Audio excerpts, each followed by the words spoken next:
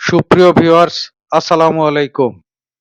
আপনাদেরকে আজ যে ভিডিওটি দেখাচ্ছি, এই আপনারা দেখছেন যে বেশ কিছুদিন আগে আল হেরা মোড়ে বেশ কিছু কাঠের গুঁড়ি রেখে দেওয়ার জন্য আল হেরা মোড় কেন্দ্রিক যে জ্যামটা এটা অনেক সময় ঝিনেদা থেকে কালীগঞ্জ পর্যন্ত গিয়েছে বা ঝিনেদা শহরের দিকে আরো পূর্বা এদিকে বাইপাসে বাস টার্মিনাল পর্যন্ত জ্যাম চলে গিয়েছে।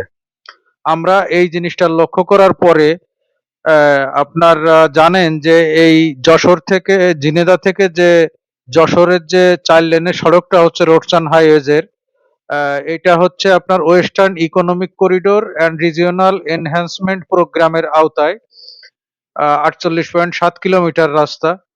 তো এটার কনস্ট্রাকশন কাজ করছে ম্যাক্স গ্রুপ নামে একটা কনস্ট্রাকশন কোম্পানি।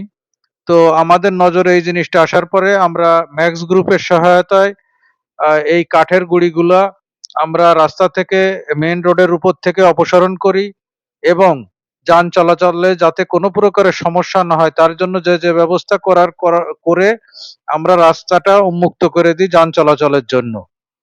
এরকম যে কোনো সমস্যা, ঝিনাইদহ জেলার যে কোনো জায়গার যে কোনো সমস্যা যখনই আপনারা দেখবেন, ঝিনাইদহ জেলা ট্রাফিক পুলিশ আপনাদের পাশে আছে, আমাদের জানাবেন। আমরা আমাদের সর্বোচ্চ দিয়ে চেষ্টা করব এই সমস্যা সমাধানের। এবং এখন জানেন যে এই রাস্তার কনস্ট্রাকশন কাজ করার জন্য ঝিনাইদহ থেকে যশোর পর্যন্ত রোডের অবস্থা খুবই নাজুক। এই জন্য পারতপক্ষে যে বিকল্প যে রাস্তাগুলো আছে সেই বিকল্প রাস্তাগুলো ব্যবহারের জন্য অনুরোধ জানাচ্ছি।